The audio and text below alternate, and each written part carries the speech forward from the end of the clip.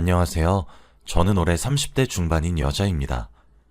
저는 어렸을 때부터 최악의 가정환경에서 자라왔어요. 어머니는 저를 낳자마자 돌아가셨고 아버지와 단둘이서 살았죠. 저는 어렸을 때부터 이렇게 살아와서 다른 집 가족들도 다 이렇게 사는 줄 알았습니다. 친구가 없었을 때에는 다른 집도 이렇게 사는데 나만 힘든 게 아닌 거라고 생각했죠. 저는 소심한 성격 탓에 중학생 때까지 친구가 없었어요. 집으로 가면 매일 술에 취한 아버지한테서 욕설과 폭행을 당해야 했습니다. 저희 동네는 크기가 작았고 이웃끼리도 서로 친했음에도 불구하고 사람들은 아버지의 실체를 몰랐어요. 왜냐하면 밖에서는 태도가 180도 변화하셨거든요. 딸한테 친절하고 다정한 아버지의 이미지였습니다. 아버지가 밖에서 웃으면서 사람들한테 친절하게 행동하는 모습을 보면 온몸에 소름이 끼쳤고 역겨웠습니다. 저는 당연히 사람들한테 도움을 청할 수도 없었죠. 사람들은 저희 아버지를 굉장히 좋아했거든요. 하다못해 이웃집 아주머니들한테 인기가 아주 많았습니다. 아유, 우리 남편이 806호 아저씨 반만이라도 닮았으면 좋겠네 라고 하실 정도로요. 정말 하루하루 악착같이 버텼습니다. 얼른 학교를 졸업하고 이 집구석에서 도망쳐야겠다고 다짐했죠. 그런데 어느 날 한 친구가 저에게 다가와 주었어요. 저는 항상 땅만 보고 걷고 옷도 매일 똑같은 거에다가 어딘가 그림자가 진 것처럼 축 처져 있었습니다. 당연히 어두워 보이는 저에게 다가오는 사람은 아무도 없었죠. 그런데 한 여자아이가 다가왔어요. 그 친구는 저희 반 친구였는데 먼저 저에게 같이 놀자고 하더라고요. 그때 제가 초등학교 5학년 때였을 겁니다. 한창 학교에 공기놀이가 유행이었어요. 그래서 학교 친구들이 매일 쉬는 시간대마다 공기놀이를 하고 있으면 저는 혼자서 책상에 앉아 멍하니 쉬는 시간이 끝나기를 기다려야 했죠. 솔직히 저도 공기놀이를 하고 싶었는데 제가 낄 수 없었습니다. 그런데 그 친구가 먼저 저에게 다가와서 공기놀이를 하자고 하는 거예요. 저는 너무 기쁜 마음에 좋다고 했고 그 친구와 그날부터 친해졌습니다. 그 친구의 이름은 민영이었는데 민영이는 얼굴도 예쁘고 성격도 좋아서 친구들한테 인기가 많았어요. 이렇게 인기 많은 친구가 저보고 놀자고 하니까 그때 당시는 너무 기분이 좋았죠. 그렇게 몇 주 동안 민영이와 단짝으로 지냈습니다. 밥도 같이 먹고 등하교도 같이 하고 말이죠. 민영이는 같이 지내면 지낼수록 정말 재밌고 성격이 좋은 친구였어요. 정말 행복했고 마음도 잘 맞는 친구여서 오래오래 친구를 하고 싶었죠. 어느 날은 학교를 마치고 민영이 집으로 가서 놀고 민영이 부모님과 함께 저녁밥을 먹었습니다.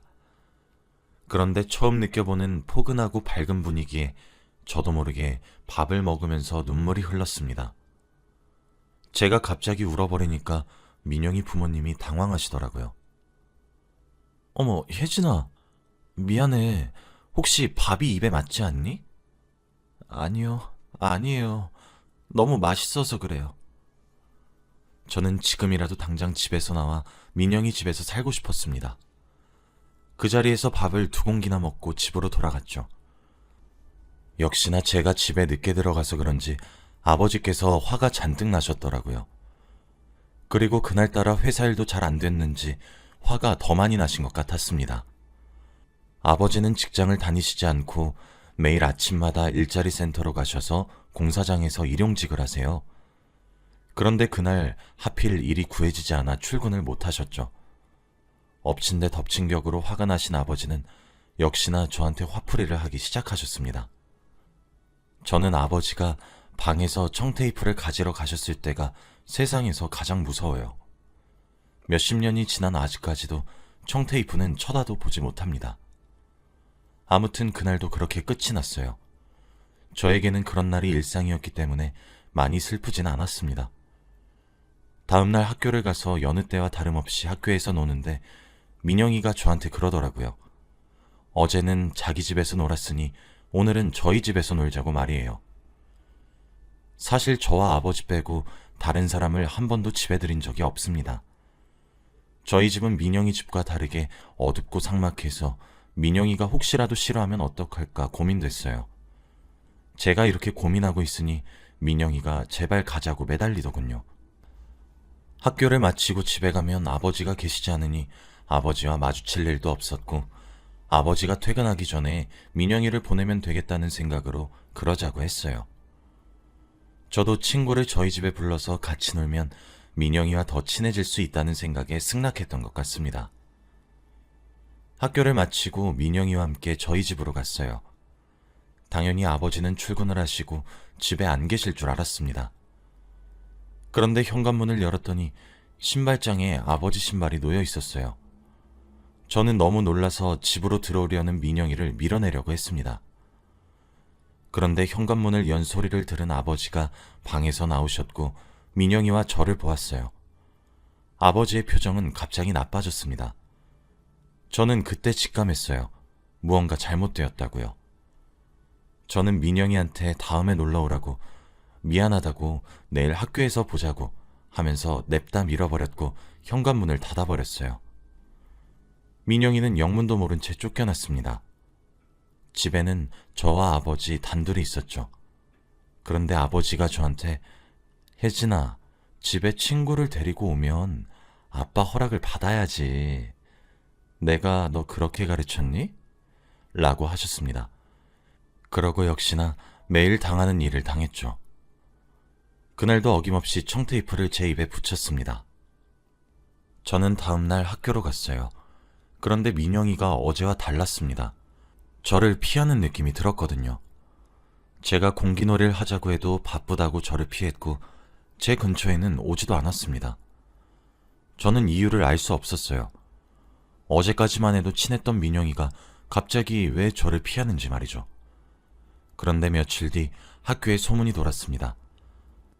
제가 민영이를 때렸고 민영이한테 친구하지 말자고 했다고 말이죠. 이 소문은 민영이가 냈습니다. 저는 반박을 할 수도 없었어요. 이미 친구들은 민영이 말만 철석같이 믿었거든요. 아마 제가 민영이한테 갑자기 나가라고 밀고 언성을 높여서 민영이가 그렇게 받아들인 것 같아요. 그때 저는 너무 어렸기에 제가 잘못한 줄 알았어요. 그래서 민영이한테 찾아가서 사과했습니다. 그럴 의도는 아니었다고 말이죠.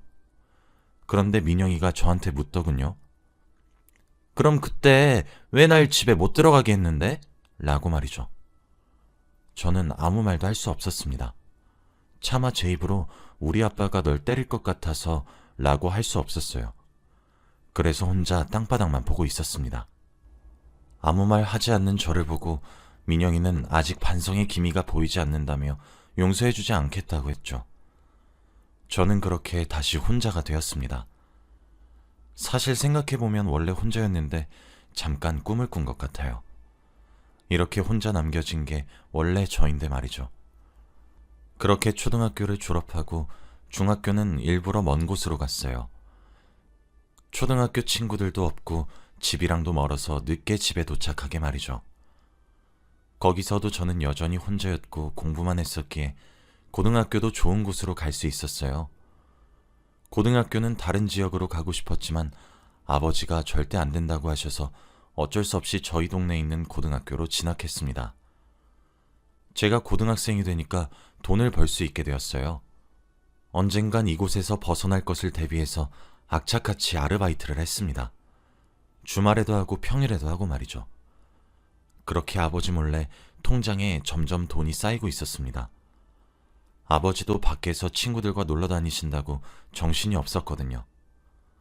제가 평일에 학교를 마치고 아르바이트를 갔다가 그날 가게에 손님이 많아서 늦게 마친 날이 있었습니다. 그래서 집에도 늦게 들어왔죠. 혹시나 혼날까봐 조심스럽게 들어갔는데 아버지 방에서 전화 소리가 들리더라고요. 저는 얼른 방으로 들어가려고 했는데 아버지 입에서 제 이름이 흘러나왔습니다. 무슨 내용일까 궁금해서 조용히 방문에 귀를 대고 들어보았어요. 그런데 저는 아버지의 대화 내용을 듣고 충격받았습니다.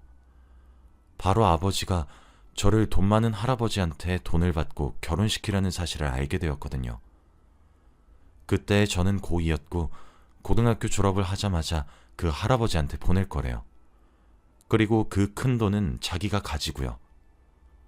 아버지가 저를 팔아서 돈을 벌 생각을 하고 있다는 것을 알고 경악을 금치 못했습니다. 저는 한시라도 급히 이 집에서 탈출해야 했어요. 그리고 그날 새벽, 아버지가 잠든 사이에 저는 제가 지금까지 악착같이 돈을 모아두었던 통장과 최소한의 집만 챙기고 야반도주를 했습니다. 새벽 첫 차를 타고 최대한 집에서 먼 지역으로 혼자 갔어요. 혹시라도 뒤에서 아버지가 따라올까봐 심장이 미친 듯이 뛰었죠. 그리고 버스가 출발했을 때 저는 눈물을 펑펑 흘렸습니다. 도대체 제가 왜 이런 인생을 살아야 하는지 한탄하면서 말이죠. 그렇게 저는 고2 때 집을 떠나 혼자서 살게 되었습니다. 저는 휴대폰도 없었고 아무것도 없었어요. 혹시라도 아버지가 찾을까봐 사람이 최대한 없는 깊숙한 곳으로 들어가서 살았습니다. 버스도 하루에 5대밖에 다니지 않는 시골이요. 저는 거기서 정말 악착같이 살았습니다. 돈이 되는 일이라면 다 했어요. 그리고 거기는 시골이라서 할아버지 할머니들밖에 안 계셨는데 가끔씩 농사일을 도와드리면 용돈도 주시고 하셨습니다. 그렇게 저는 성인이 되었어요. 이제 정말로 아버지와의 인연은 끝이라고 생각했죠. 혼자 사는 게 너무 행복하고 즐거웠습니다.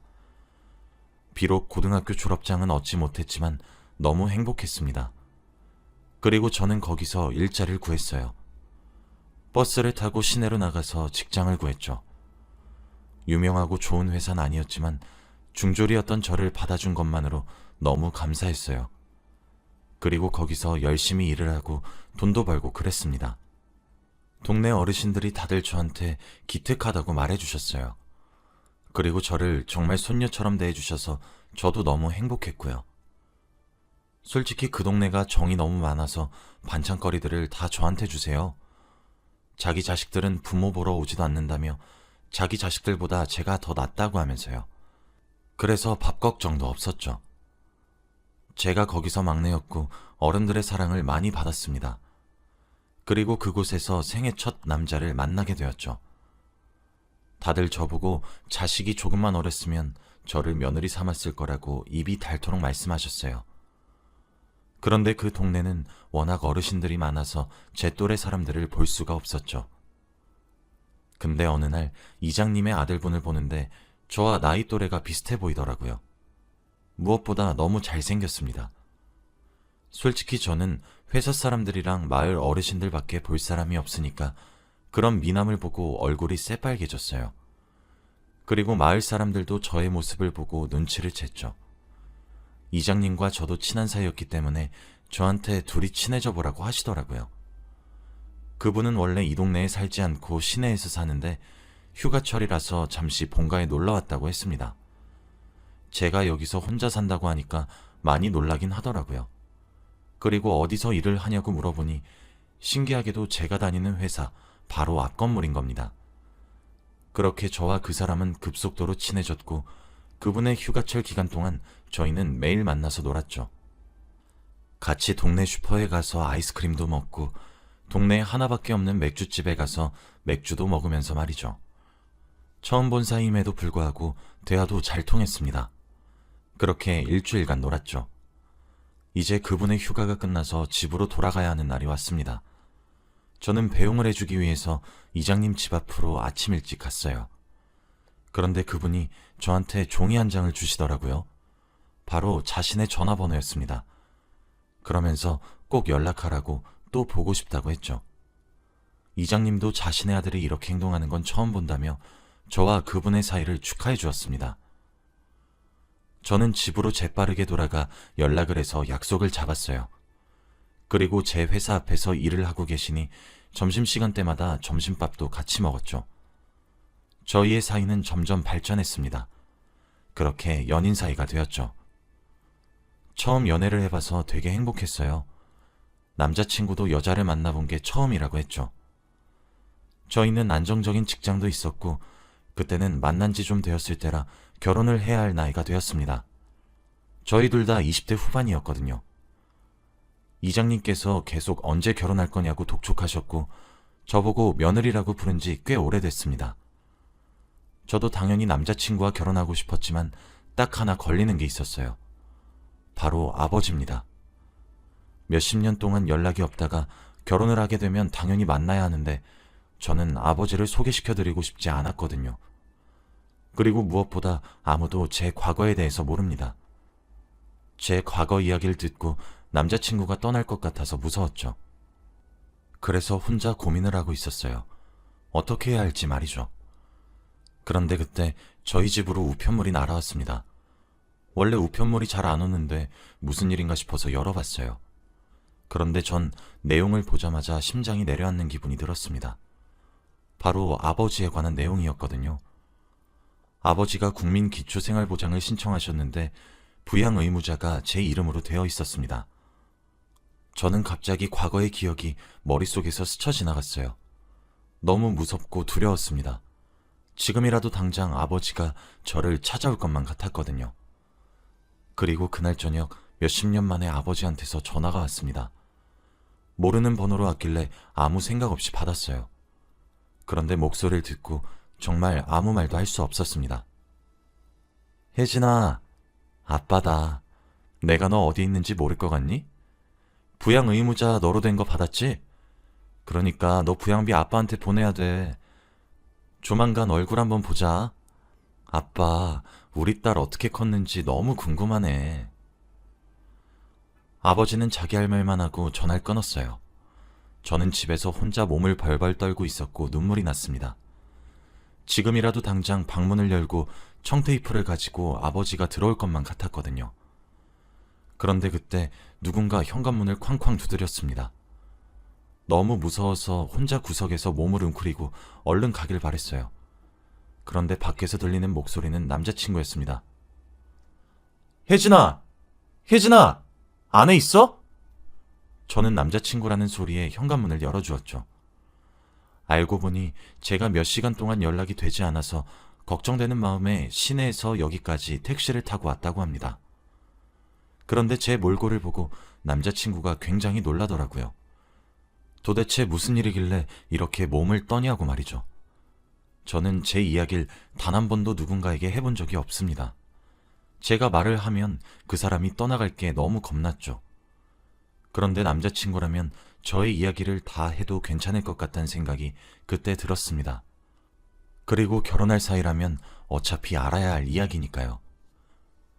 그날 저는 생애 처음으로 다른 사람에게 저의 과거에 대해 모조리 다 이야기했습니다. 그리고 아버지의 부양비를 내야 하는 것과 전화가 온 것까지 말이죠. 한 번도 입 밖으로 꺼내본 적 없는 저의 과거 이야기를 한꺼번에 하니까 정말 과관이더라고요. 말을 하면 할수록 남자친구의 표정은 일그러졌습니다. 그렇게 몇십 분 동안 저의 인생 이야기를 다 말했어요. 전 이제 남자친구와 헤어질 줄 알았습니다. 저 같은 사람이랑 결혼 못하겠다고 할 줄 알았죠. 그런데 남자친구의 반응은 의외였습니다. 저를 꼭 안아주면서 위로를 해주었거든요. 그리고 남자친구는 울고 있었습니다. 혜진아, 어떻게 어릴 때부터 그렇게 힘들게 살아왔어? 미안해. 내가 먼저 몰라봐서 정말 미안해. 그동안 정말 힘들었겠다. 이제 나만 믿어. 내가 너 평생 책임질게. 나한테 기대해. 저는 남자친구의 말을 듣고 정말 펑펑 울었어요. 제가 평소에 듣고 싶던 말들을 다 말해주었거든요. 단 한 명도 저한테 위로를 해준 적이 없습니다. 그리고 남자친구는 저에게 우리 이제 아픈 거 같이 헤쳐나가자. 그러니까 우리 결혼해 당장. 이라고 했죠. 저는 좋다고 나도 결혼하고 싶다고 말했습니다. 그러면서 남자친구는 부양기피 사유서를 제출하라고 하더라고요. 그러면 아버지를 부양하지 않아도 된다고 하면서요. 저보다 이 일에 관심을 많이 가져주는 남자친구한테 너무 고마웠습니다. 그리고 며칠 뒤에 이장님 댁으로 갔어요. 정말 물사대기 맞을 각오하고 갔습니다. 제 과거를 알게 된다면 결혼은 무조건 반대할 거라 생각했거든요. 남자친구의 부모님은 저를 보자마자 이제야 인사를 드리러 왔냐며 좋아하셨습니다. 그리고 식사를 하다가 제가 말씀드렸어요. 저의 아버지에 대한 이야기를 말이죠. 저는 말을 하는 내내 고개를 들 수 없었습니다. 항상 저를 환하게 웃으면서 봐주시던 이장님의 얼굴이 일그러져 있을 것 같았거든요. 그렇게 긴 저의 이야기가 끝나도 저는 고개를 들지 못했습니다. 그렇게 한 몇 분 동안 침묵이 흐른 것 같아요. 그런데 남자친구 부모님께서 하신 첫 말씀을 듣고 저는 놀라고 말았습니다. 혜진아, 그걸 왜 이제야 말했니? 넌 우리 딸이니까 너의 모든 일들은 우리 집에서 해결하셨구나. 우리가 너 도와줄 테니 이제는 마음고생하지 말고 편히 살자. 그리고 남자친구 어머님께서 눈물을 뚝뚝 흘리시면서 그동안 마음고생이 얼마나 많았겠니? 그 어린 나이에 라고 하셨죠. 저는 정말 좋은 분들을 만난 것 같습니다. 이런 답변을 하실 거라고 상상도 못했는데 어떻게 이럴 수 있죠? 저는 시부모님과 남자친구 덕분에 아버지를 떨쳐낼 수 있을 것 같았습니다. 그리고 얼마 후 아버지께서 저를 찾아오셨어요. 연락도 없이 저희 집으로 말이죠. 그런데 마침 그곳에 시부모님과 남자친구까지 다 계셨어요. 저희 아버지를 보고 다들 눈살을 찌푸리셨죠. 아버지는 행복하게 살고 있는 저를 보고 많이 놀란 눈치더라고요. 그리고 제가 부럽지 않다는 듯이 갑자기 자기 이야기를 시작했습니다. 자기는 지금 아내가 있대요. 그런데 사기 결혼이라고 했습니다. 마치 그게 자신의 자랑이라는 듯이 말하셨죠. 자신이 아직 여자들한테 인기가 많다는 듯이 말하셨습니다. 들어보니 상대 여자의 아이가 어렸을 때 결혼을 해서 그 아이는 아버지가 자신이 친아빠인 줄 안대요. 그리고 아버지는 그 여자한테 자신은 임신을 시키지 못하는 병이 있어서 결혼도 한 적 없고 아이도 없다며 거짓말을 했다고 합니다. 아이는 지금 초등학교 저학년이라면서요. 그러면서 나도 너처럼 가정이 있다고 했죠. 아버지의 이야기를 듣고 너무 놀랐습니다. 그러면서 저한테 부양기피 사유서를 파기하래요. 부양비 내라면서요. 자식이라면 무조건 해야 하는 도리래요. 어떻게 그렇게 당당할 수 있나요? 어릴 때부터 부모 노릇을 단 한 번도 해준 적이 없으면서 어떻게 자식일 수 있습니까? 저는 아버지와 있었던 모든 날들이 다 하나같이 최악이었는데 말이죠. 몇십 년이 지난 지금까지도 저는 청테이프 근처도 가지 못합니다. 무엇보다도 고등학생 때부터 저는 이 시골에 혼자 악착같이 살아왔고요. 거의 한평생 아버지는 저에게 없는 존재나 마찬가지였습니다. 그런데 이제 와서 자신의 부양비를 내라뇨? 그것도 사기 결혼으로 가정을 꾸린 사람한테요? 자신과 결혼한 여자와 자신을 친아빠로 아는 아들한테는 저의 존재를 설명하지도 않았으면서 말이죠. 딱 봐도 아버지가 저를 다시 찾아온 이유가 바로 돈 때문인 것을 알았습니다. 하지만 저는 그 순간에도 아버지가 여전히 무서웠고 잊은 줄만 알았던 과거의 기억이 스멀스멀 떠올라서 아버지의 눈도 쳐다볼 수 없었어요. 그런데 제가 이렇게 겁을 먹고 있을 때 남자친구와 남자친구 부모님이 아버지를 내쫓았습니다. 어디 감히 부모도리도 못한 것이 자식도리를 받길 바래? 그리고 지금 사기 결혼을 하면서 딸 정체도 안 밝힌 양반이 여기가 어디라고 찾아? 당장 썩 나가! 그러면서 셋이서 아버지를 문 밖으로 미셨지만 아버지는 욕설을 내뱉으면서 자신의 몸에 손 하나 대지 말라고 바락바락 우겼고 결국 저희 집에 대자로 뻗었죠. 딸, 너 나한테 부양비 안 주면 내가 너 고소할 거야 라고 하면서 말이죠.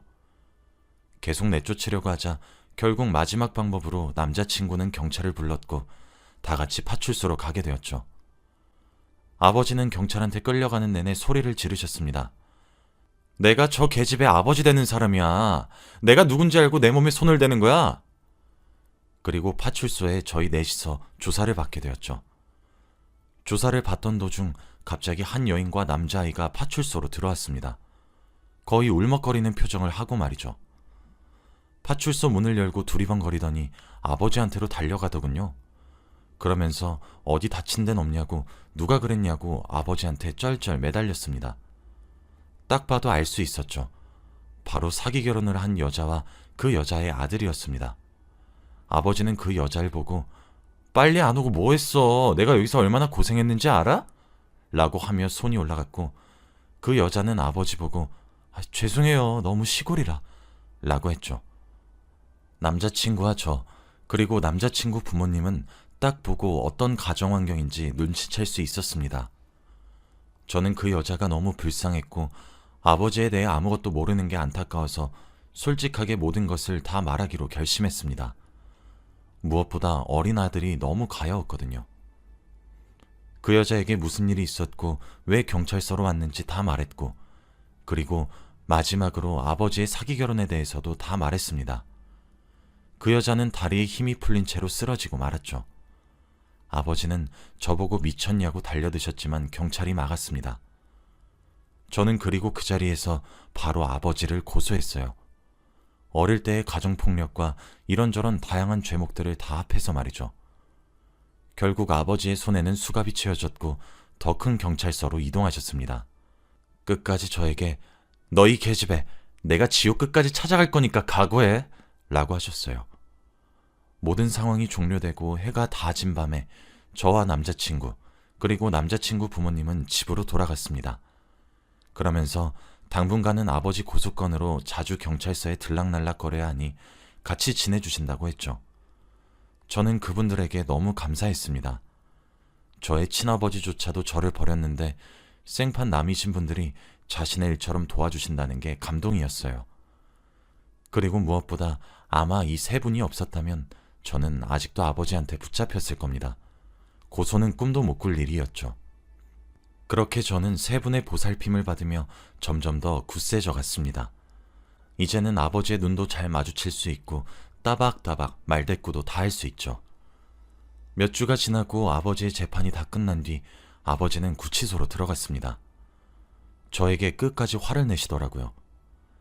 그때마다 남자친구가 제 손을 잡아주는데 그게 얼마나 의지가 되는지 몰라요. 제가 힘들 때마다 옆에 있어주고 기댈 수 있는 사람이 있다는 게 행복인 것 같습니다. 아마 이 행복을 누리기 위해 평생을 불행했던 게 아닌가 싶어요. 가끔씩 이 행복이 끝날까봐 두렵긴 하지만 지금을 즐기려고 하고 있습니다. 아무튼 저는 좋은 사람들 덕분에 평생의 고역이었던 아버지를 끊어낼 수 있었습니다. 다시는 마주치고 싶지 않아요. 지금은 남자친구와 결혼을 했고 시댁살이를 하고 있습니다. 그런데 다들 저의 친부모처럼 너무 잘해주세요. 이런 게 바로 행복이라는 것을 요즘 느끼고 있습니다. 여러분들도 혹시 저처럼 힘든 일을 겪고 계신다면 한번 부딪혀보는 것도 좋은 것 같아요. 저는 아직까지도 고등학생 때 야반도주를 했던 게 천만다행이라고 생각합니다. 제 이야기는 여기까지예요. 들어주셔서 감사합니다.